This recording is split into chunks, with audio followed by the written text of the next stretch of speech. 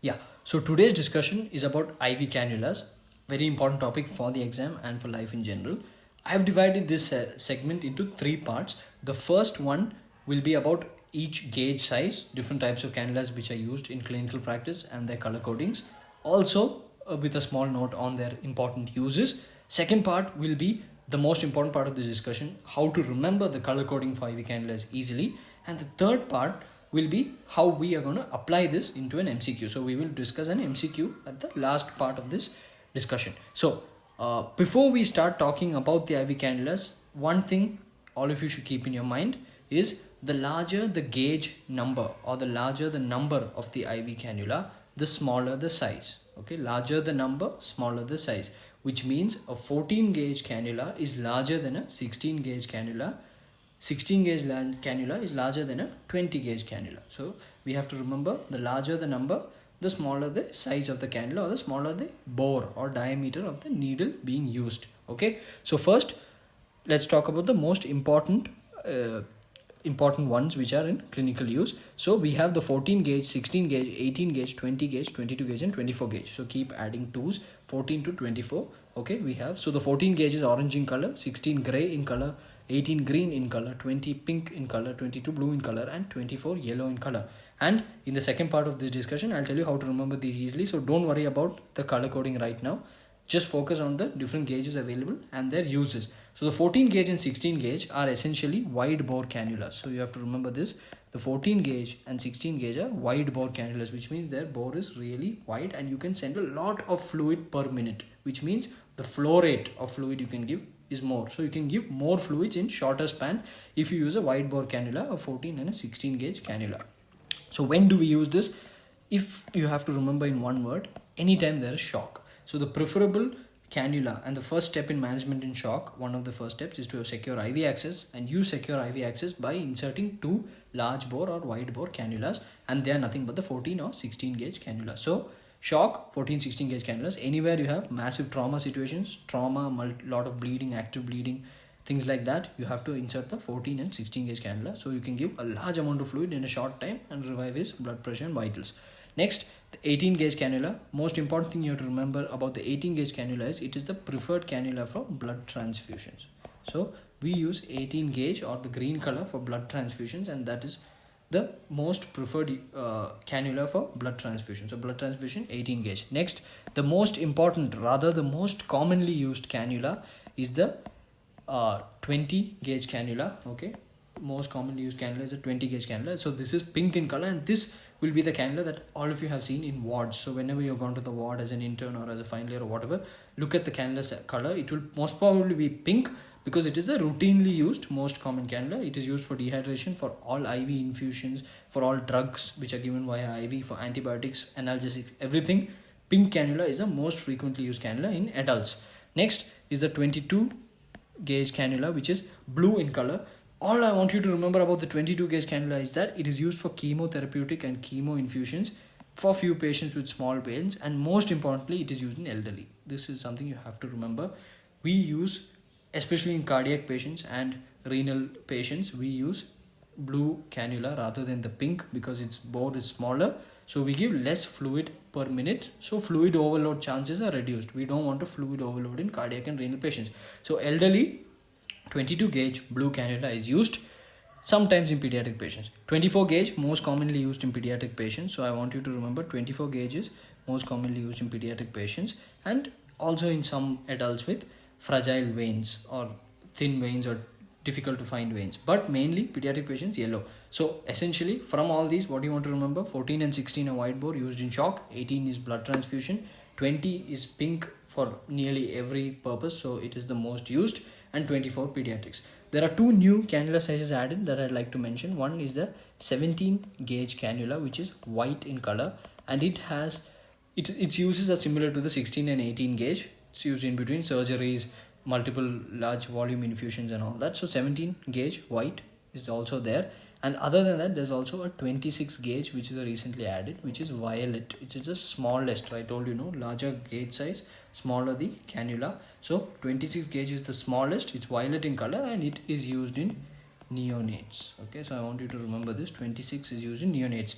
24 pediatric age group, 26 neonates. So this is essentially the important uses of the different gauges. Now let's figure out how to remember the color coding in an easy way.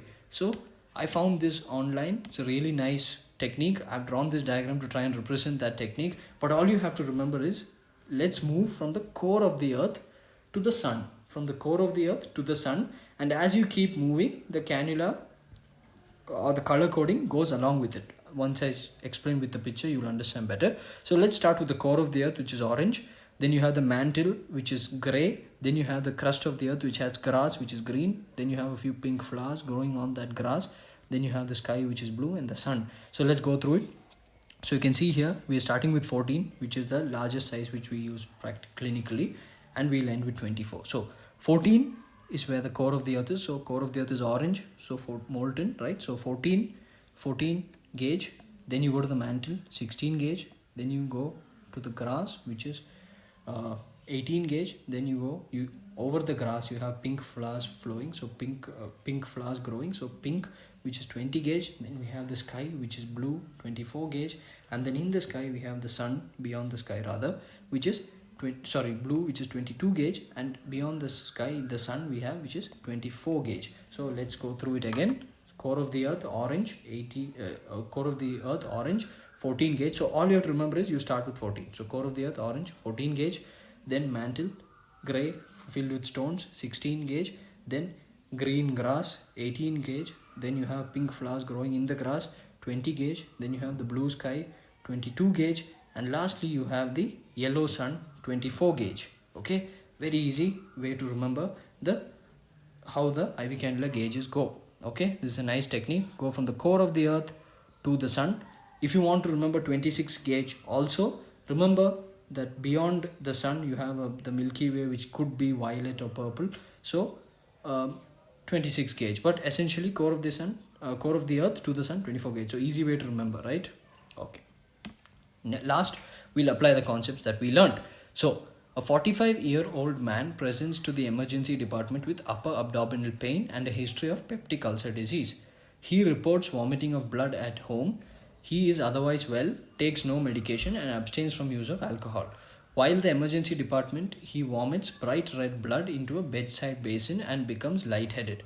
His blood pressure is 86/40, pulse is 120 and respiratory rate is 24 per minute. His skin is cool to touch and his skin is pale and mottled.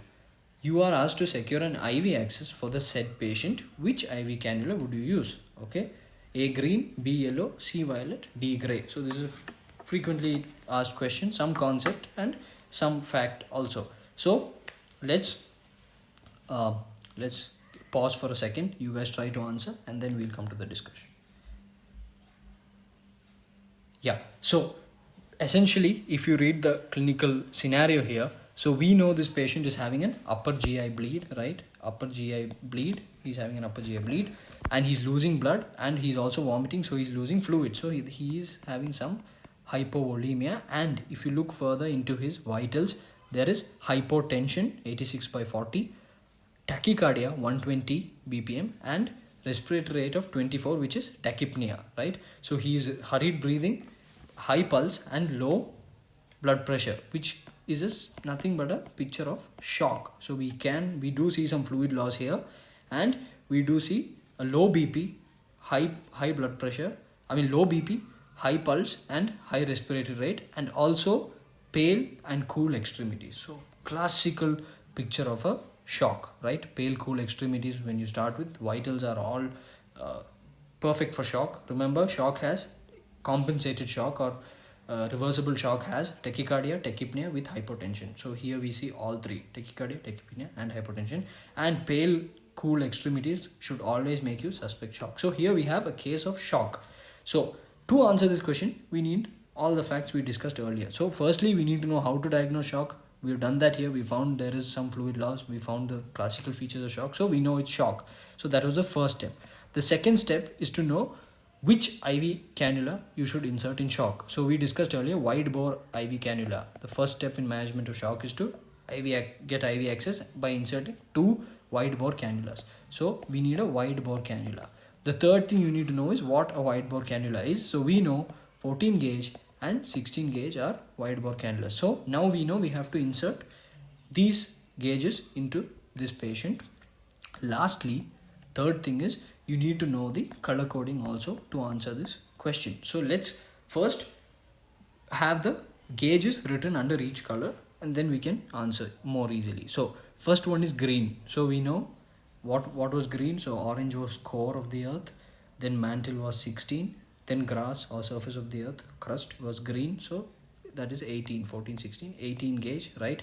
Now we know the sun was yellow, so then that was the last one. So last one was 24 gauge. So yeah, sun was yellow, 24 gauge. Violet, we said beyond the sun, you know, there is space that could be violet. So let's just assume, so that's 26 gauge. And lastly we have gray. So again we know the core was orange and then the mantle was gray. So this is 14, 16. So this is 16 gauge, right? So now we know the gauges and we know we need wide bore. So 14 or 16. So here we have 16 gray. So the answer is D, 16 gray. Okay, so that was an easy way to remember the sizes by that analogy. And now we have answered a concept based shock question through this method. Okay, so gray, 16 gauge wide bore cannula used in shock. 18 also can be used, but here 16 is larger. So essentially always choose the larger one in these kind of questions. Okay, lastly, before going, a little concept to make sure you always remember larger gauge equals smaller size. So remember how these numbers like 14 and 26 come up is based on this principle. Okay, so you have a fixed amount of metal. Think of a large cylinder and you divide this large cylinder into many parts. So the number of parts you divide it into equals the gauge number. So for example, if you have a 14 gauge cannula, then essentially what you have done is you have divided this large cylinder into 14 parts, whereas in a 26 gauge cannula you have divided this large cylinder into 26 parts. So both the cylinders are the same size. So when you divide something into 14 parts and the other thing into 26 parts, the one divided into 14 parts will have larger parts. So each part is larger. Okay, whereas here you have divided into 26 parts, so each part is smaller, or each needle is smaller in diameter. So that's an easy way to this is actually the principle it's based on also, to remember that larger the gauge size, smaller the needle size. So basically you're taking a fixed amount and dividing into 14 parts in case of a 14 gauge cannula, 18 parts in case of 18 gauge cannula, and 26 parts in case of a 26 gauge cannula, which means the more pieces you divide it into, the smaller each piece becomes. If you take a pizza and cut it into 5 parts, you'll have large parts. If you cut it into 10 parts, each of those would become half, so each of those would become smaller. Similar principle. So take a fixed thing, divide it into a number of parts. The larger the number of parts, the smaller the size of each part. Last point before going, the larger the gauge, the smaller the size. The smaller the size, the lower the flow rate. Larger the gauge, smaller the size, lower the flow rate. So hope this was helpful. If anything you want to take home from this, it is that analogy we discussed on how to remember the color code. Okay, thank you.